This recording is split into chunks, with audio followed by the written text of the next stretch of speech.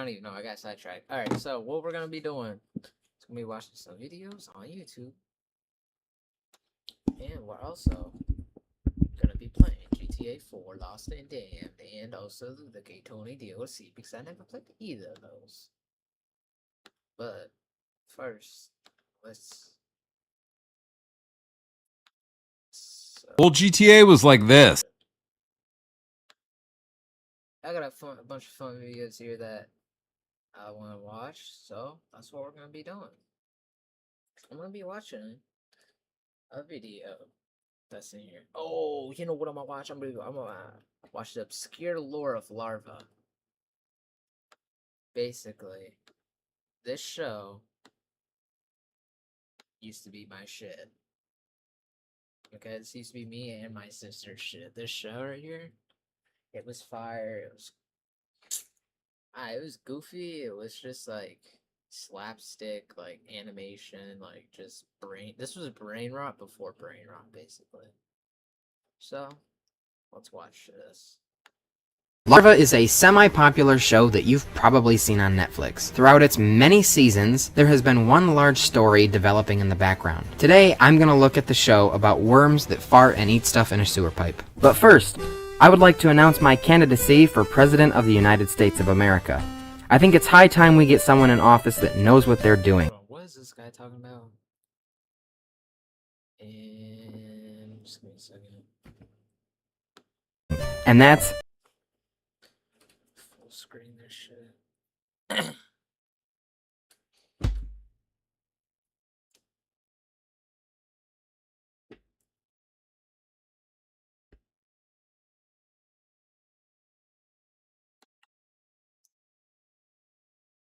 The fuck is this, bro?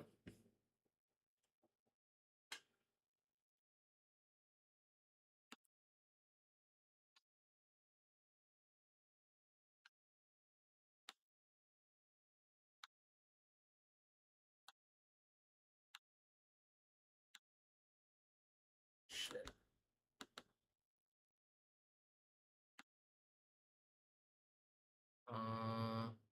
Just give me a second. I feel like this fucking dumbass right now.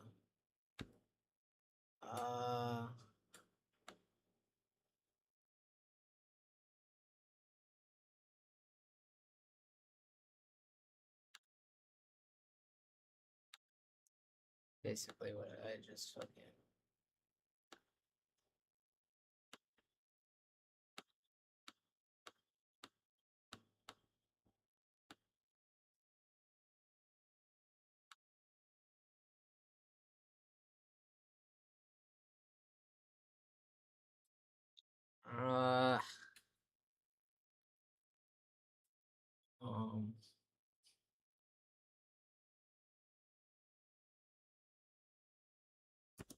me. What are my policies, you may ask? Well, I'll tell you when you elect me. There might be an issue with the fact that I'm not 35, but we'll cross that road when we get there. Vote Mung 2024. But my campaign is besides the point right now.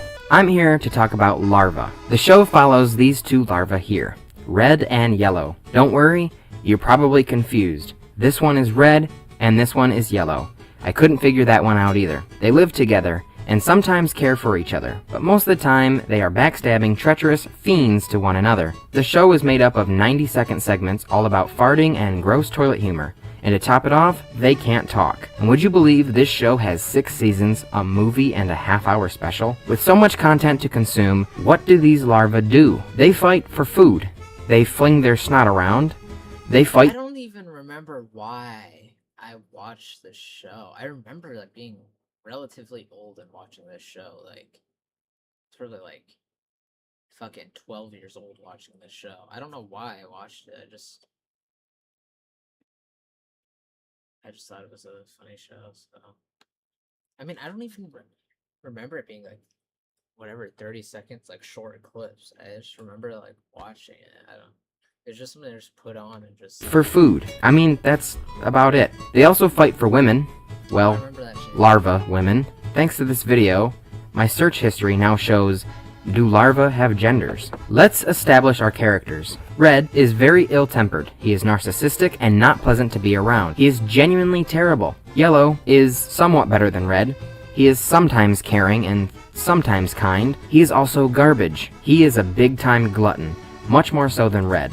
He's also super inconsiderate. If there's tons of food to go around, he will gobble it all up. But I guess so would Red, so they're about equally as bad. The first season takes place in what is called the Grate, which is underneath a sewer grate in New York. This is the Grate Arc. Red and Yellow live down here. Most of their activities involve food. I remember the different like seasons. They moved to different places. I think this was kind of a fire show. I'm not gonna lie. Like it is kind of stupid, but it is kind of fire. Food, but sometimes happen to involve certain things that fall down the grate, or various weather events like a flood. But most generally their antics are food related, especially when it concerns this, Vienna sausage. Not only do they have to fight each other for food, there are other creatures that live down there. Before I can go any further, I have to establish our wacky cast of characters. Another one of the main characters is Violet. Are you starting to see a naming theme? It's never glaringly obvious if they are friends or enemies. There's times where he helps them out, but other times he completely backstabs them, and one time he crushed them. Brown is a dung beetle. Dung beetles carry poop. This was how he first appeared, completely different to how he looks now. He only ever looked like this in one segment. Like the rest of his species, he rolls around a giant ball of poop that he is absolutely infatuated with. He often eats it, which is splendid. Black is the big bully. He uses force to get what he wants. He is often the cause for a lot of the larva's pain. He has probably killed people down there. Rainbow is a snail. Obviously, being a snail, he's very slow. However, later in this season, it is revealed he has an astonishing ripped body, including arms, legs, abs, which they focus a lot on. Pink is another larva. She is beyond in love with Yellow. Meanwhile, she wants nothing to do with Red. However, Red consistently lusts for her, and she continually friend-zones him. Blue, also referred to as Fly, because that's what he is one of the more minor characters. He is like Brown. Everyone hates him because he's nasty. So now, we need to talk about the enemies. They try to eat our main characters. Navy is an anglerfish, and believe it or not, he actually has a villain arc. He started out as a goldfish. Suddenly, the bag pops. And to save Navy, Red plugs the hole with his mouth. His body then fills up with all the water. Still not saving Navy, the water starts to escape through Red's butthole. Yellow puts his mouth on Red's butthole, and his body fills up. Luckily, they make it to a sardine can and they spray it into there. They throw poor Navy into the can, into the steamy poop water.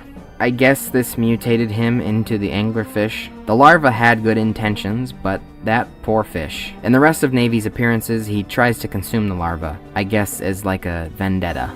Green, or simply Frog, is another one of the pesky villains that try to gobble down the other characters. He is a pretty important character, so make sure you remember this amphibian. A few other characters, Bee, and a praying mantis, that for some reason is named Wart. They're all adversaries, but literally have one appearance. So when I say these episodes are mostly about food, I mean it. Here's a list of some of the episode names. Ice cream, mushroom, gum 1 and gum 2, popcorn, ham, spaghetti, pudding, watermelon, walnut, soda, and grape. The other conflicts they go through are natural events, like floods. The reason for the names and shit is probably because it's like animated in like fucking the Middle East or something, so they just put like generic names so when they send it out to like other countries and stuff. Earthquakes, a typhoon that makes even less sense in a sewer, snow, ice, getting peed on by a dog. Wait, what? In quite a few of these episodes, the larva or other characters die, or are harmed beyond repair, and with cartoon logic, they are fine the next episode. Some things are explainable how they survived, others not so much, and I don't really have an explanation for this other than cartoon logic. There have been multiple times where supernatural forces reckoned with them.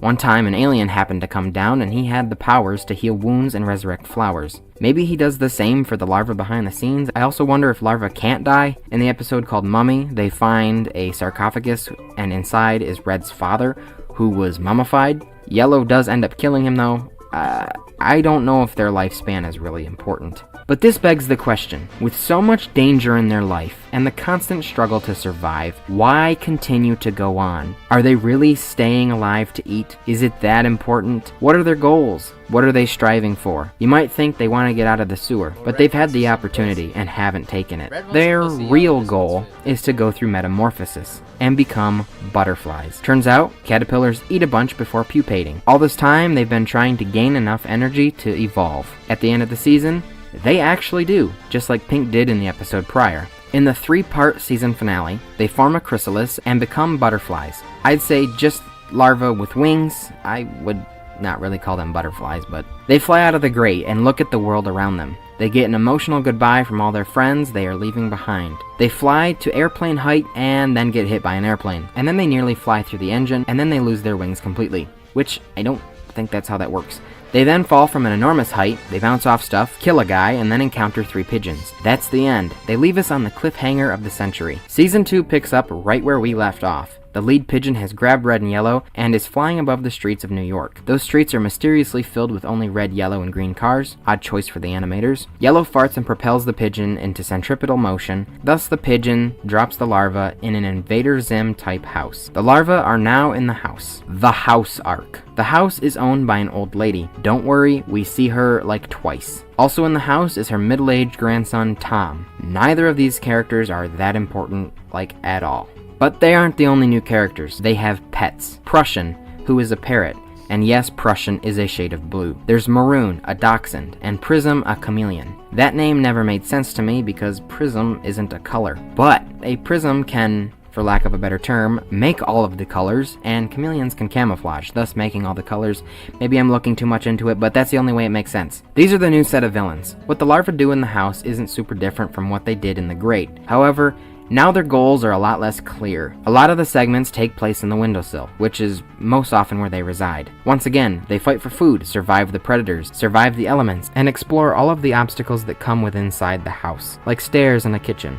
Red and Yellow aren't the only ones in the house. Somehow, all of the past characters knew how to get there, and which house the larva happened to be in. Brown gets in through the doggy door. In this episode, we truly learn how much he loves his poop. Red and Yellow try to flush it, and he's willing to die for it, and jumps in the toilet. Also in this season, we learn that Brown should really be named Golden, because that is his true color. After being fed up with his stench, the larvae try to clean him, and eventually they do, revealing his brown color is just poop and gunk caked on. Black also comes back. He is locked in a cage, brought in by the middle-aged dude. For once, Black is vulnerable and relies on his frenemies for help. Red takes the role of a ruthless prison warden and refuses to let Yellow help him. Black reveals the biggest plot twist in cinematic history and unveils his true self. His hardened body is actually just armor for whatever his species truly is. This was a shock no one saw coming. He is never seen like this again, and I thank the creators. Pink also joins the crew again. After she departed from them in butterfly form, she is found inside of a flower. No longer a butterfly. I don't think metamorphosis can be reversed, but whatever. Green, the frog, makes one appearance this season as well. He duels Prism, but then they eventually join forces, but nothing comes of it after that episode. With all of the characters back and a new set of villains, the story never actually develops all that much. We get a surprisingly dark and emotional love story for Red, where he falls in love with a mayfly, but due to their lifespan being only a few days, she dies on him. But then Red falls in love with another one, and then she dies, and then another one, and then she dies, and then Red has had enough and tries to die, but doesn't, obviously. In one of the last episodes of the season, it is revealed that once again, Red and Yellow are trying to become butterflies. So I guess the motive was the same as the last season? Hoard up on food and then evolve? Well, this never happens. A few episodes later, change is forced upon them. In the 3-part finale, which is even more awesome than season 1's, the grandma and Tom leave with their 3 pets, and a wrecking ball smashes into the house. Red and Yellow get stuck to the wrecking ball, and the worker loses control, and it sends the wrecking ball bye-bye into the air. For some unexplained reason, Brown, Black, Pink, and Violet are on a rooftop, and they wave goodbye to the larva. The wrecking ball lands on a roller coaster, which sends them over the ocean, then propelled by a whale, sends the larva into the air, where they pilot a flying fish. After a seagull attack, they use the projectile fish eggs to combat them. That's disgusting. They fight off the seagulls and land on the Empire State Building. They cheer that they finally made it to safety, and then they accidentally knock each other off, and bam! Yet again, another cliffhanger.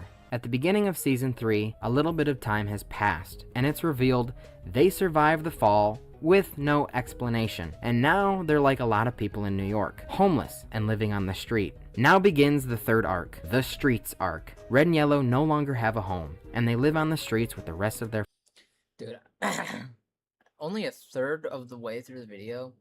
The fuck? I always wonder why I turned out fucked up and stuff, like weird, and it's probably because I watched shows like this. But it's weird because, like, did I grow up fucked up because I like shows like this, or is it just a testament to how fucked up I am that I liked shows like this? Because this is like the most weird, most batshit show crazy ever. Like, friends. Brown and Black were I want to see the comments. much more prominent this season, while Pink and Rainbow La Roche is the Gen Z version of Skibidi Toilet. Actual show, shared hallucination. Cried when Rod lost his 3 green girlfriends. Green bean girlfriends. Most sad parts are Pink larval betrayal and Red larva. Sleep 30-minute long. Shows low-key freaky. Got really involved. Yada yada yada. made occasional appearances. Poor Violet is in like 1 episode, and that's it. They made some new friends. Ivory, a weak little stick bug. No one likes him too much, except for Yellow. There's also Coco. I'm not too sure what she's supposed to be, but she's the cool new hot girl that literally every character drools over, and of course, in the underdog story, Ivory is the one that gets her. A new set of villains also comes into play. Gray, he's a mouse, and I think he's got an exposed peepee. There's the Silvers, 2 pigeons, with a watermelon rind and a banana peel on their heads. It's revealed later on that underneath their fruit hats, they're bald. Besides a select few, most of the episodes are what Season 1 and 2 have been. They fight for food, they fight each other, they fight the predators. It's still funny. It's still good. Nothing really too prominent. However, there are a few episodes to note. Tom, the grandson from the house, he is now known as the Insect Killer. I guess he wants revenge or something. He goes in the garden and captures Red, Yellow, Brown, Black, Ivory, and a few characters that we haven't seen since Season 1 in the Great. Mantis, or Wart, Bee, and the ants. He takes them back to his house and tries to kill them. Well, he does kill the Mantis, Bee, and the ants. I mean, I guess it was cool to see them again. This may seem random to bring this episode up, but it's important later. Up until now, I haven't mentioned the parodies the larvas do. In Season 1, they were Larvitar, parodying Avatar. In Season 2, they were Larvengers, parodying Avengers. And now, in Season 3, they are Larva Rangers, a parody of Power Rangers. I haven't mentioned them because they were never too important, but now Larva Rangers have become a recurring theme in Larva. In the 7-part series, each of the 5 main characters, Red, Yellow, Brown, Black, and Pink, each have their own vehicle, and when combined make a giant mech. Gray, the Silvers, and Green, who makes a return once again this season, make their own garbage mech and they fight each other. It's pretty cool. Don't know how the larvae have their own mechs, and I think it's better that I don't question it. It sets up a sequel episode at the very end with Gray plotting to make his own mech, but nothing comes of it this season. At the end of the season, they accidentally fly away on a paper airplane, giving us one last look at our characters that we've known since Season 1. Goodbye, Brown, Black, Pink, Violet, Rainbow, all of them. Sorry you got to like these characters, cause now they're gone. After an intense travel, somehow they end up on the island. After this, we were left on a cliffhanger for 4 years. Larva Island, Season 1, which is really Season 4, Red and Yellow land on this island. They meet a bunch of new friends, including Mango, a feral larva that Red absolutely falls for. Dude, this show is such like a hallucination because I don't even remember at what point of this show I started watching it. Because you said there's a 4-year hiatus. So I'm wondering if I think maybe I watched it. Watched the first 3 seasons or whatever to this island part.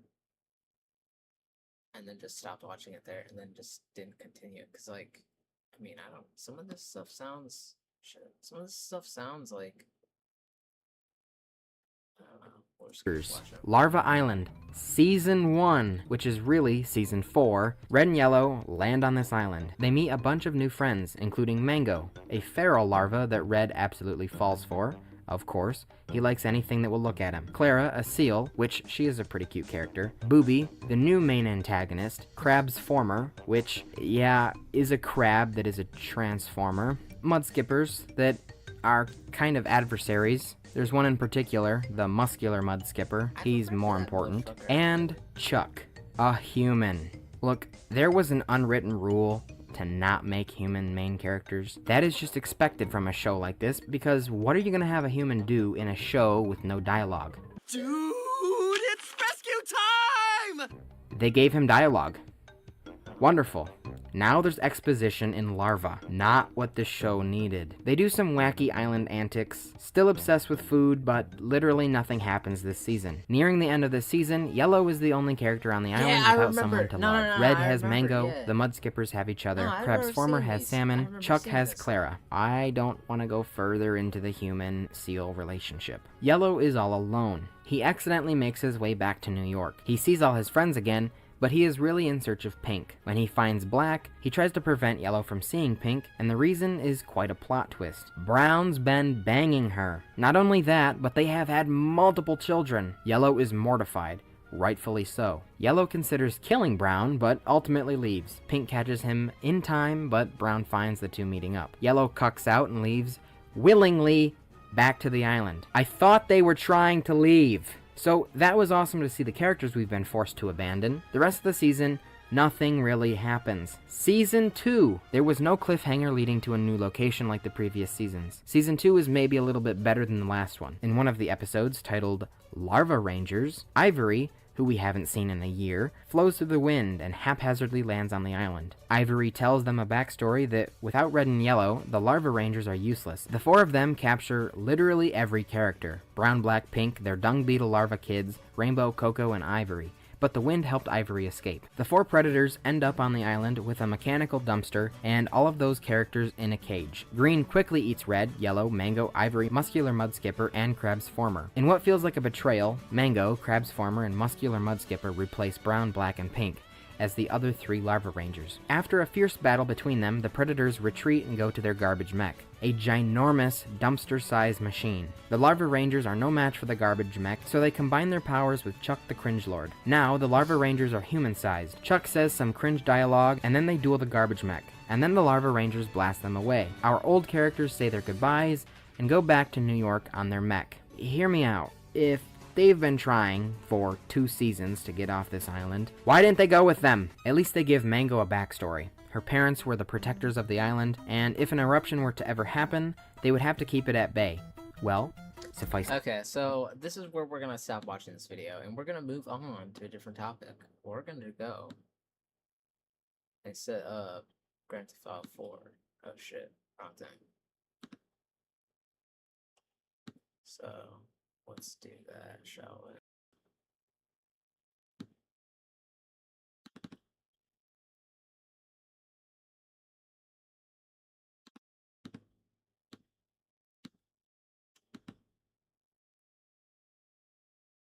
Wait, hold on.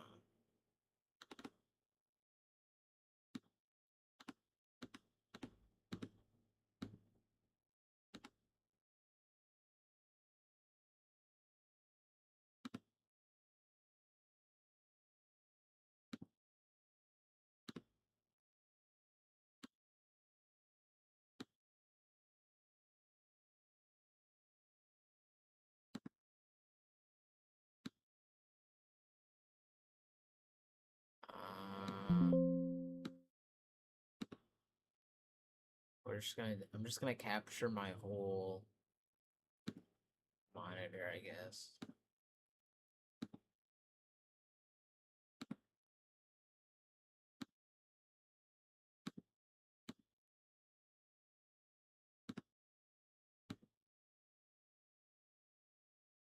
Okay, this should work.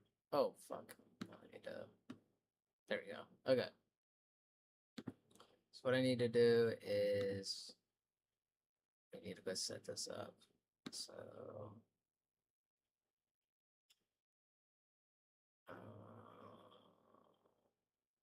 downloads.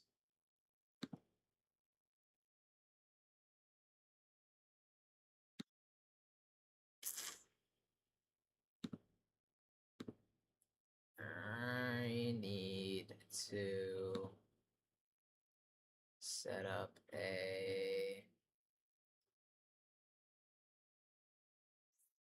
jump hopper.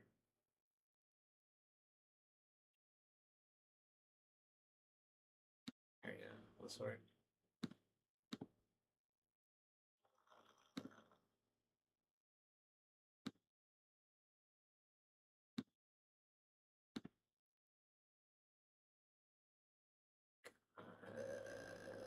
Fuck, how did I do it in the Dolphin? How did I do it in Dolphin? I forget.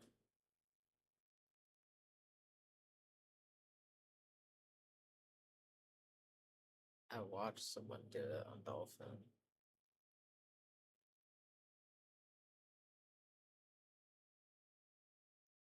What if I got any achievements? Did I? No. I'm just gonna go do this. Go watch this YouTube video now. Fuck.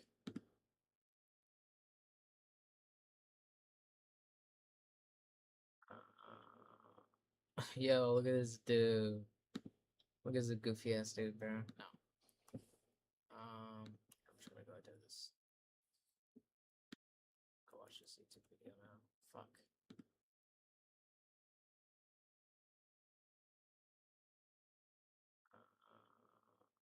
Yo, look at this dude. Look at this goofy ass dude, bro. No.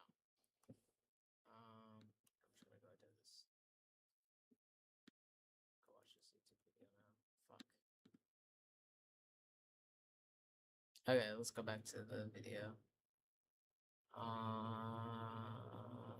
History. Fuck. God damn it, I didn't mean to click on this again. History.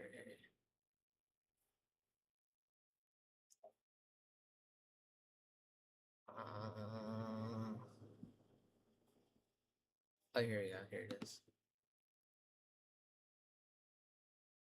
That you're allotting, and if that's enabled, it actually can crash the game. So Game Don't- directory, now, that's what it was. it's having a way to get back to Dolphin itself. You can do this by pinning it to come in and make a shortcut if you want to. You might not double click here the first time you load up Dolphin, or you can open the settings menu. You'll be greeted by the general settings. Don't worry about this too much yet.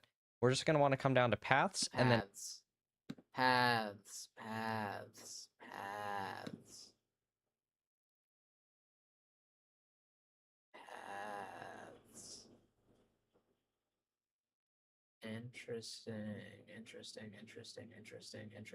Interesting. Where the fuck is that at? Paths. and add a folder. Wait, where is this at? This was. Oh, wait. General.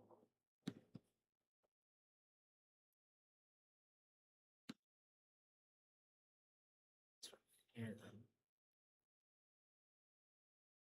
Save data, screenshots, game patches, trophies. Settings. gonna- Don't worry about this too much yet. Emulate on RS. What is this called? RPC S3.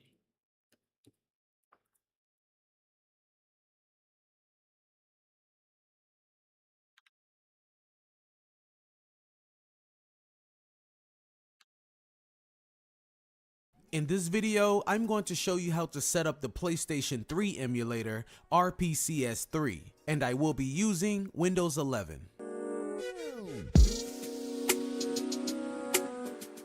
Okay, let's head on over to rpcs3.net. The link to this page will be in the description below. Load for Load RPS date, and you're gonna notice it says can't be downloaded. Go ahead and hover over the file, go over to the three little dots, and select keep. And then is right click on duplicate wherever you want to save the file. And last, the link to actual emulator for external no longer file PlayStation on you have marked go to you should it says PS3 DCS open it. This is the first you will give and remember now the file install firmware. And remember, we put our update file inside of the actual emulator folder. Here it is right here. Go ahead and select it and then hit open. Successfully installed PS3 firmware. Okay. Now let's go up to config. And right here where it says additional PlayStation 3 ROM. Now you guys can save your PS3.net. The link to this page will be in the description below. Once you are here, go ahead and click on download. And then you will see a download for Windows, Linux, or Mac OS. We're using Windows, so we're going to download for Windows. We are also going to need to download our PS3 software update file, which I will leave the link to this page in the description below. Once you are here, scroll down until you see how to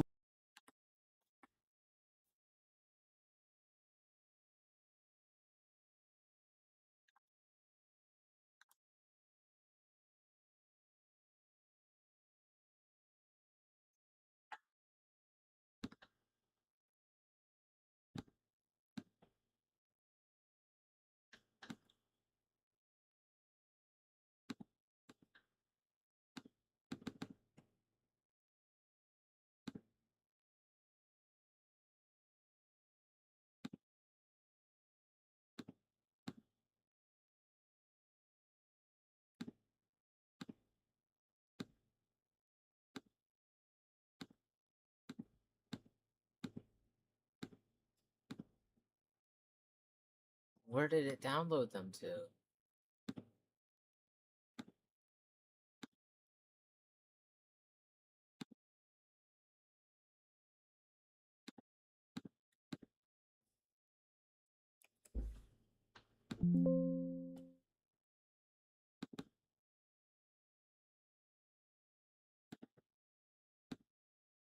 reinstall PS3 update, and you're gonna notice it says can't be downloaded.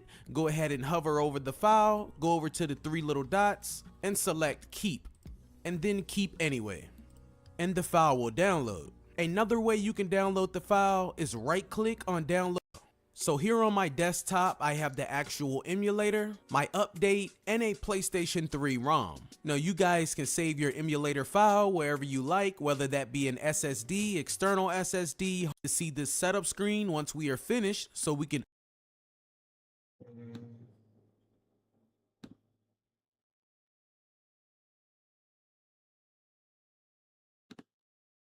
uncheck. Now the first thing we're gonna do is add our software update to the emulator. So let's go up to File, Install Firmware. And remember, we put our update file inside of the actual emulator folder. Here it is right here. Go ahead and select it and then hit open. Successfully installed PS3 firmware. Okay.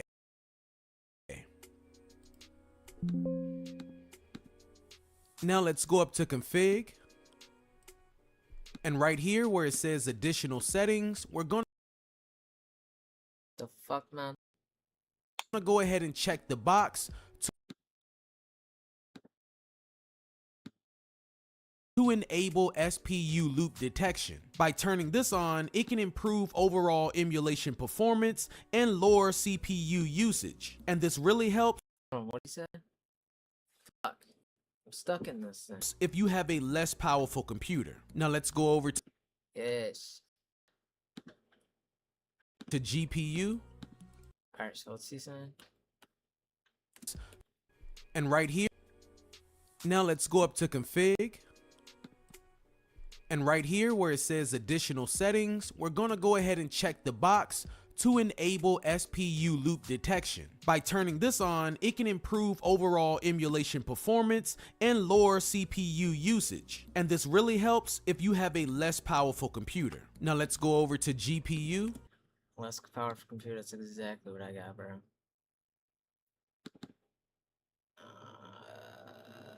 So now I need the actual application.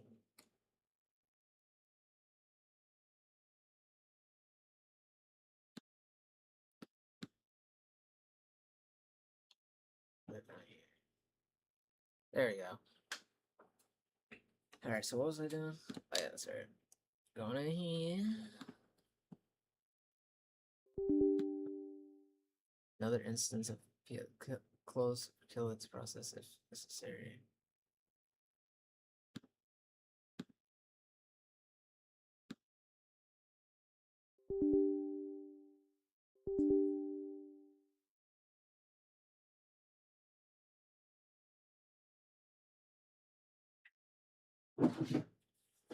I don't understand.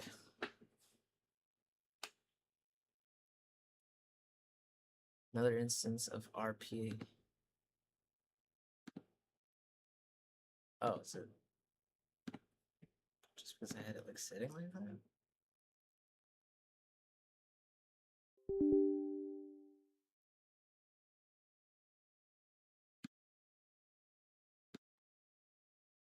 Am I stupid?